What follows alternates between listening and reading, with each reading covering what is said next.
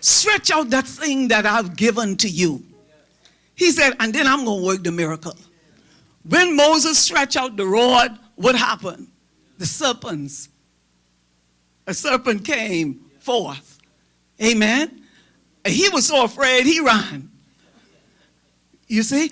So God said, once you stretch out in faith and begin to do something, then I'm going to start working the miracle in your life. But see, we sit down and we're complacent and, we feel comfortable where we at.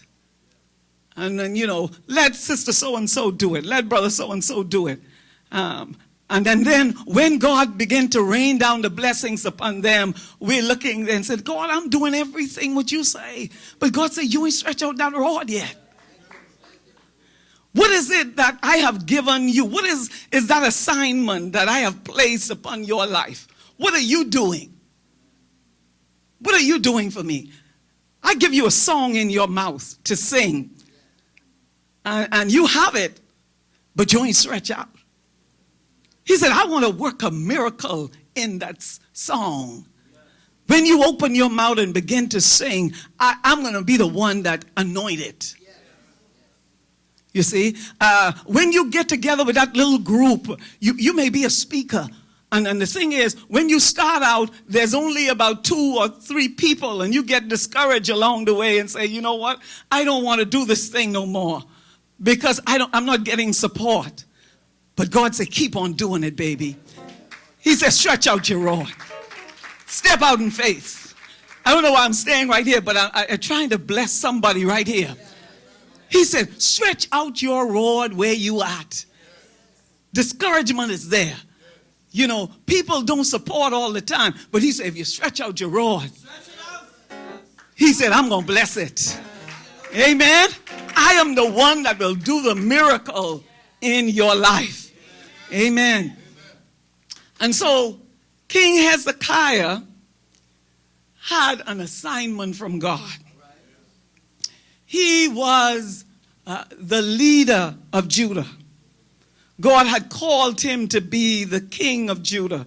He was on an assignment for God. And this king was one that did what was right in the sight of God. He did the right thing. He was one of the best kings of Judah. He imitated David. Hezekiah walked before the Lord, and there were some who came before him who did good, but none came close to him. He walked before God like David did. David loved the Lord, and he seek after God. And he always seek God for direction. Should I go into battle, Lord? Should I move? That was David. And Hezekiah had the same spirit. He seek God whenever there was problems. He always seek God. But Hezekiah's father, King Ahaz, was the worst king of Judah. He imitated Ahab. Remember Ahab and Jezebel? Those leaders, wicked leaders, whom Elijah prophesied that they would die on the streets and the dog would lick their blood. They were wicked leaders. But even though, look at this, even though Hezekiah's father was the worst king, he could have, easily followed his father's footsteps because it was already in his blood. And some of us, we get settled in some of the things that we're doing, the mess that we're doing, because we say, this is in my blood.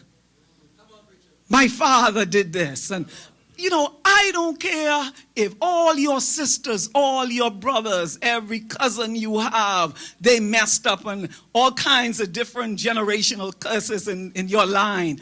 It doesn't matter what is happening. You've got another father. Amen. Jehovah God, he's your father. You have his DNA. You've got his blood now. Amen. So you don't need to go around feeling like, Lord, I can't do this and I can't do that because of my father. Listen here. Hezekiah made a decision. He said, I am not going to be like my father. Amen. And so if some of us have come from some backgrounds where it seems as if there have been a lot of curses been going on in those family lines, divorce, and seems like everybody who got married got a divorce in my family. No, sir. It stopped there. Listen here. It ain't going to happen in my marriage. You see what I'm saying? You look in your family line and mommy and daddy did this and so, but listen, it ain't gonna happen here. This is where it stops. Hezekiah made a decision. It will not happen to me. Amen. I am going to do what is right in the sight of God. No man hold your destiny. Not even your father. But God holds your destiny. Amen. You came into this world naked, the Bible said. But one thing God gave you was choice. Amen. And so that choice that you make in life, that is what is going to determine your destiny. It's going to determine who you will become in this life. Amen. The choices that you make. And so let's look now at the life of Hezekiah for a while. Let's look at his life, because his life really blessed my heart. And it really tells me that God has the final say in our lives. Let's look at Hezekiah.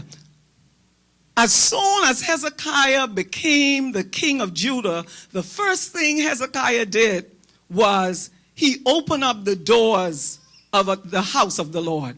Let's look at chapter 18, and we're going to look at verse 4.